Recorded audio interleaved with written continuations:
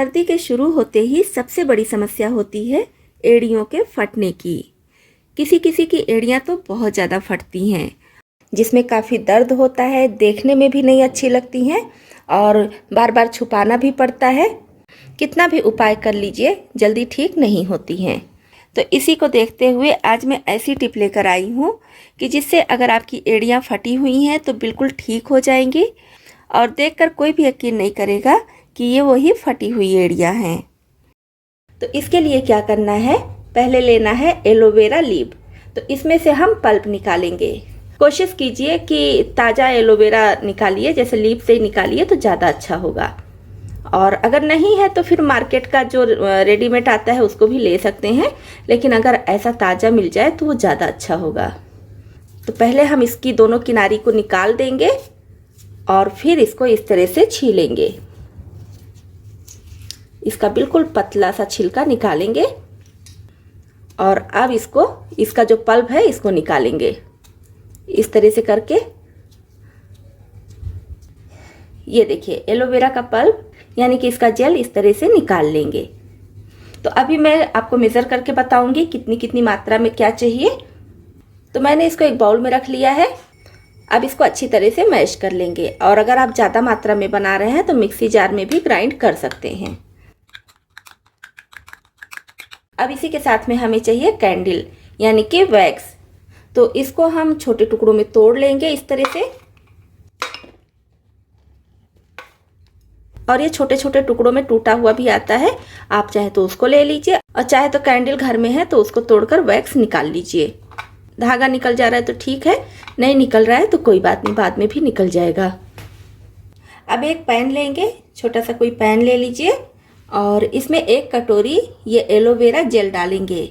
आप चाहे तो इसको हाथ से मसल कर भी महीन कर सकते हैं या तो फिर मिक्सी जार में डालकर। तो 1 कटोरी ये जेल डाल देंगे और सारी चीज़ें मैं इसी कटोरी से मेज़र करके आपको बताऊंगी। तो आप भी इस तरह की कोई कटोरी या छोटी गिलास हो तो उसको ले लीजिए सारी चीज़ें मेज़र करने के लिए। अब 1 कटोरी ये वैक्स डाल देंगे, इसको मैंने छोटे टुकड़ों में कर लिया है। आधी कटोरी सरसों का तेल। अब 1 कटोरी कोकोनट ऑयल। तो सारी चीज़ें आप इसी तरह से मेज़र करके लेंगे तो ये बहुत अच्छे से सेट होगा और कोई भी चीज़ें इसमें ना तो ज़्यादा होंगी ना कम होंगी। अब गैस ऑन करके लो पर कर देंगे और इसको धीमी आंच पर बढ़िया से गर्म होने देंगे। फ्लेम बिल्कुल लो रखेंगे, नहीं तो ये जल जाएगा। और जब ये थोड़ा गर्म हो जाए तो इस तरह से ऐसे थोड़ा सा ऊपर नीचे कर देंगे, क्योंकि एलोवेरा जेल है तो ये काफ़ी लसलसा होता है। तो इस तरह से इसको कर देंगे जिससे ऑयल में अच्छे से मिक्स हो जाए।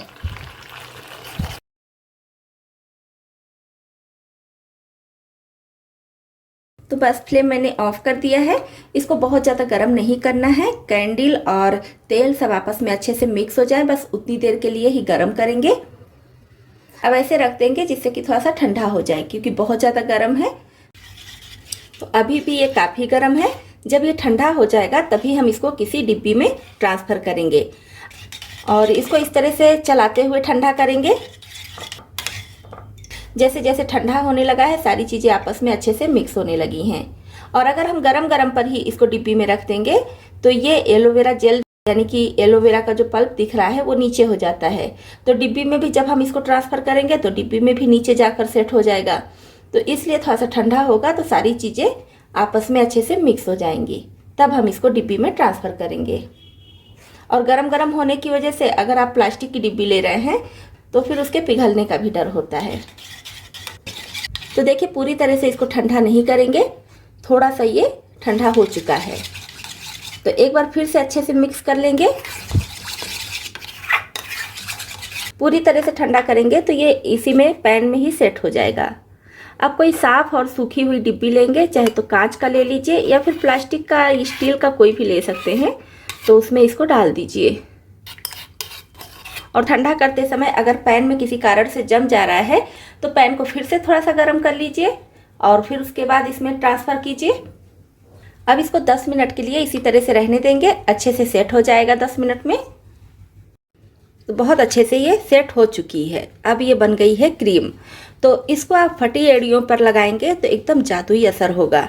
अगर आपकी एड़ियाँ ज़्यादा फटी हैं तो उसमें कोई भी क्रीम लगाइए, कुछ भी असर नहीं करता है। तो आप इसको लगाएंगे तो थोड़ा समय ज़रूर लगेगा, क्योंकि एड़ियाँ भी बहुत ज़्यादा फट चुकी हैं, लेकिन फ़ायदा ज़रूर होगा। और अगर आपकी हल्की फुल्की एड़ियाँ फटी हैं तो 2 से 3 बार में ही एकदम फ़ायदा हो जाएगा। और इसको आप लगातार लगाते रहेंगे तो फिर एड़ियाँ कभी नहीं फटेंगी। इतनी बढ़िया ये क्रीम है कि आप सर्दी के शुरू होने के पहले ही इसको बनाकर रख लीजिए और पूरी सर्दी आराम से लगाइए। और अगर देर हो चुका है, एड़ियाँ फट चुकी हैं, तो भी आप इसको लगाइए तो कुछ दिन में ही फटी हुई एड़ियाँ एकदम सही हो जाएंगी। इसको गरम वगैरह कुछ भी नहीं करना है, बस इस तरह से थोड़ी सी क्रीम लीजिए और इस तरह से एड़ियों में अच्छे से लगा लीजिए, पूरी एड़ी पर ऐसे करके। और उसके बाद सॉक्स पहन लीजिए, क्योंकि ऐसे ही अगर छोड़ देंगे तो बेडशीट में और फिर रजाई कंबल जो आप ओढ़ेंगे उसमें लग जाएगा। तो इसको लगाने के बाद सॉक्स पहन लीजिए।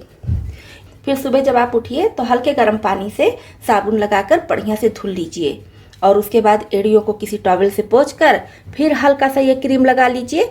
रात के समय थोड़ा सा ज़्यादा लगाएंगे, क्योंकि रात के समय कुछ काम नहीं करना होता है, सोना होता है, तो ये क्रीम अपना काम करेगी। लेकिन सुबह के समय में काफ़ी काम करना होता है, चलना पड़ता है।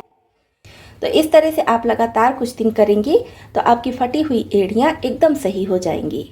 तो सर्दी के समय अगर आपकी भी एड़ियाँ फटती हैं तो इस टिप को ज़रूर अपनाएं, आपके बहुत काम आएगी।